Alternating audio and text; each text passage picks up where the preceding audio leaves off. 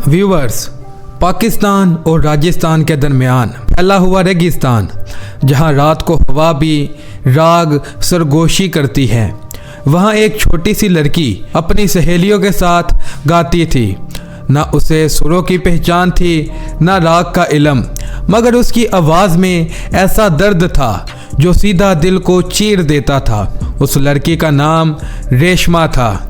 किसी ने उस वक़्त सोचा भी नहीं था कि ये बेघर बेनाम सी लड़की एक दिन पूरी दुनिया का दिल जीत लेगी।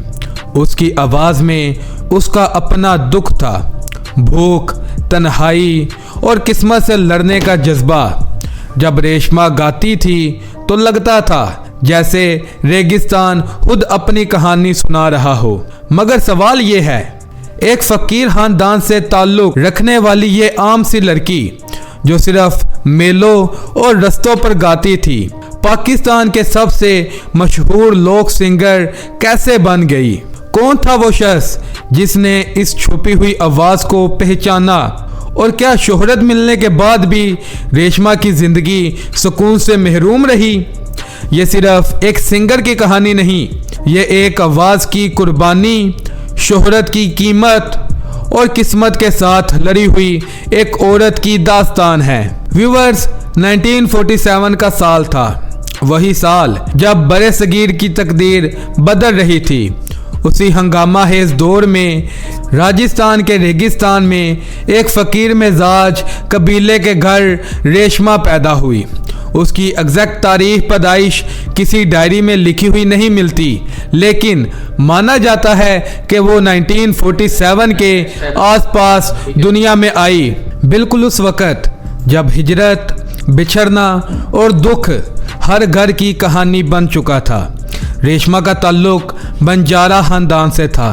ये वो लोग थे जो किसी एक जगह नहीं होते, इनका घर रेगिस्तान होता है और इनकी पहचान सिर्फ सफ़र, कभी राजस्थान के मीलों में, कभी गांव से गांव।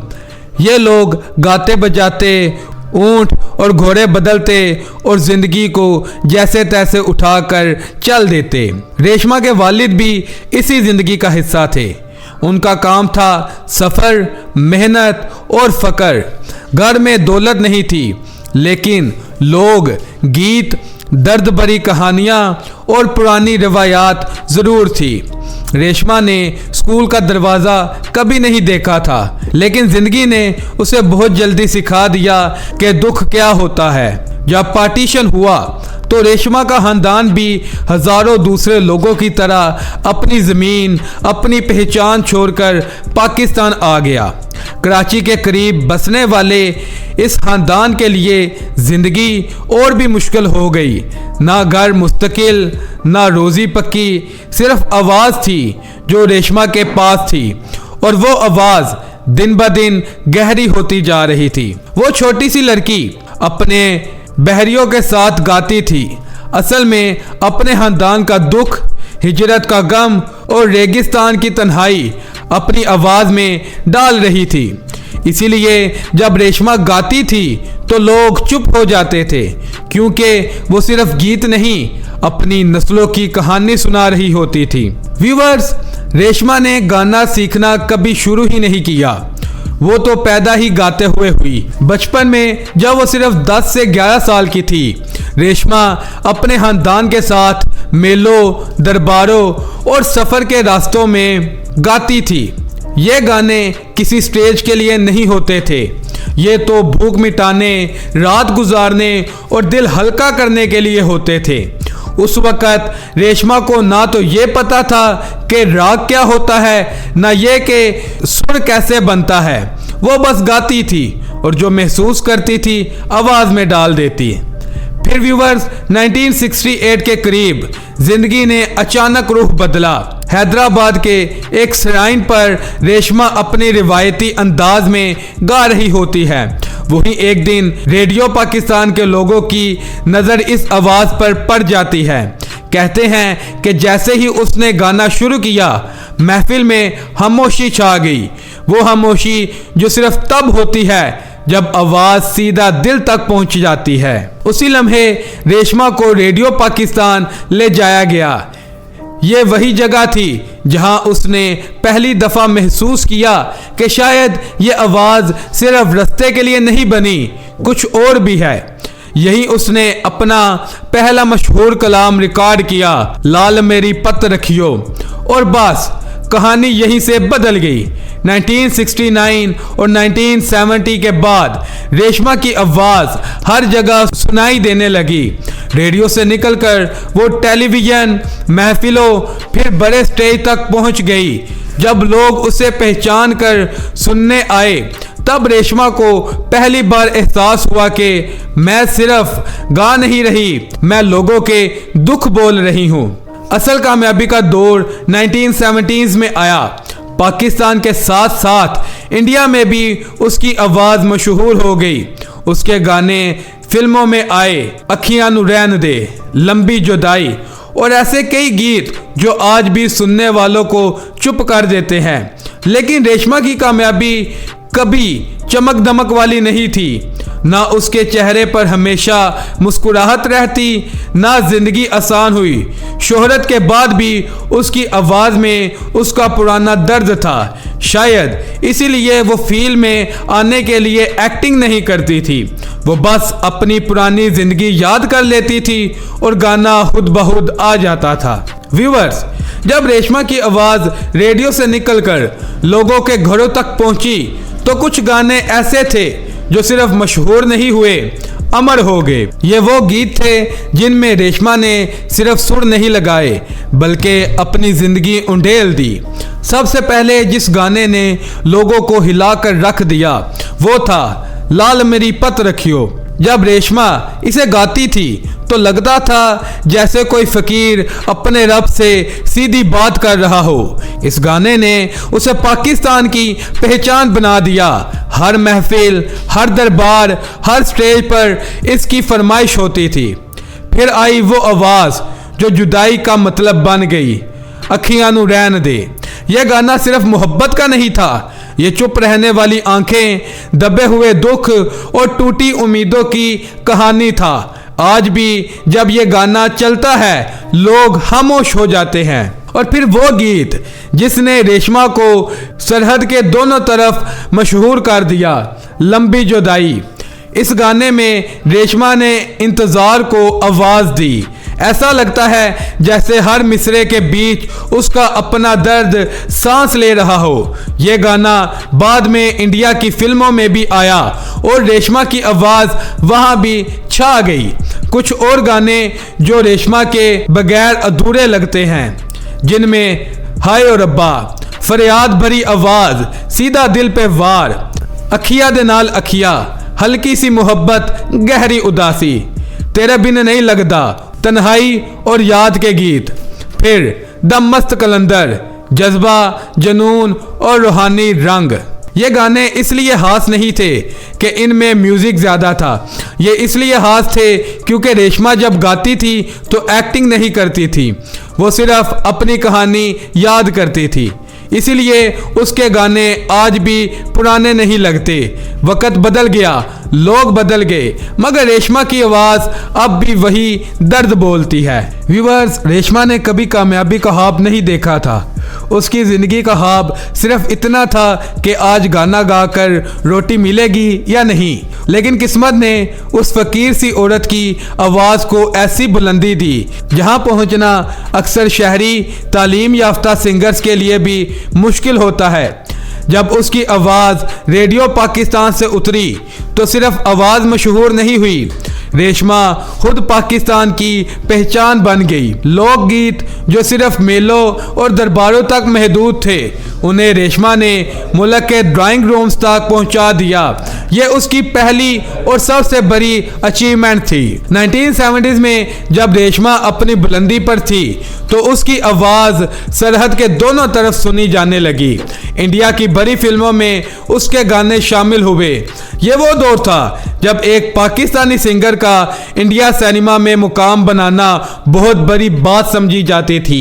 रेशमा ने बिना मेकअप, बिना ट्रेनिंग सिंह सिर्फ अपनी आवाज़ के बलबूते ये मुकाम हासिल किया। उसकी मेहनत और असर को देखकर पाकिस्तान की हुकूमत ने भी उसे पहचाना और 1978 में रेशमा को प्राइड ऑफ परफॉर्मेंस से नवाजा गया। ये अवार्ड उस फकीर जिंदगी जीने वाली औरत के लिए एक तस्दीक थी कि तुम्हारी आवाज़ कौमी वर्सा है। वक्त गुजरा लेकिन रेशमा का असर कम नहीं हुआ। उसकी आवाज़ ने नस्लों को छुआ और जब उसकी सेहत और ज़िंदगी दोनों मुश्किल में चली गई तब भी उसके गाने जिंदा रहे।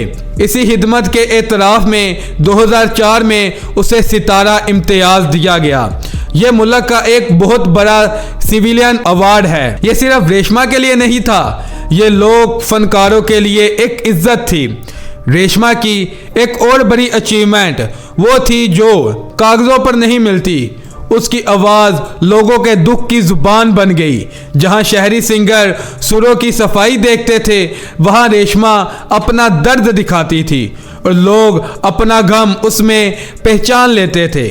उसने पाकिस्तान, इंडिया और कई मुल्कों में स्टेज परफॉर्मेंस की, लेकिन कभी अपनी मिट्टी, अपने रेगिस्तान, अपने राजस्थान को नहीं भूली। और ये भी कामयाबी की एक बहुत बड़ी मिसाल है, शोहरत के बाद भी अपनी असल पहचान जिंदा रखना।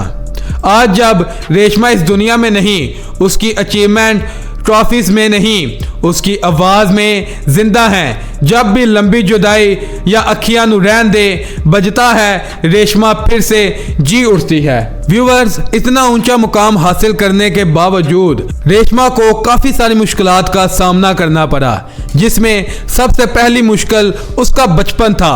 गरीबी इतनी थी कि कल का सोचना भी लग्जरी लगता था। ना स्कूल, ना घर, ना मुस्तकिल रोज़ी, सिर्फ सफ़र और भूख। जब बच्चे खिलौनों से खेलते हैं, रेशमा गाना गाकर रोटी कमाती थी। ये बचपन नहीं था, ये मजबूरी थी। फिर आई हिजरत की मुश्किल। पार्टीशन के बाद जब उसका खानदान पाकिस्तान आया तो सब कुछ पीछे रह गया। ज़मीन, पहचान, सुकून, नए मुल्क में रेशमा का घर, फिर से खुले आसमान के नीचे सोना। इस हिजरत का दर्द उसकी आवाज़ में हमेशा जिंदा रहा। जब शोहरत आई तो लोग समझते थे कि मुश्किलात ख़त्म हो गई, लेकिन असली इम्तहान तब शुरू हुआ। रेशमा फॉर्मल म्यूज़िक ट्रेनिंग से महरूम थी। कई बार म्यूज़िक इंडस्ट्री के लोग उसे रफ कहते, कभी उसकी आवाज़ को कॉमेडिकल नहीं समझा जाता। शहरी महफिलों में उसे अक्सर अलग नज़र से देखा गया, जैसे वो इस दुनिया की नहीं हो बल्कि किसी और दुनिया की महलूक हो। सबसे गहरी मुश्किल उसकी सेहत बनी। रेशमा को डिप्रेशन और मेंटल इलनेस का सामना करना पड़ा।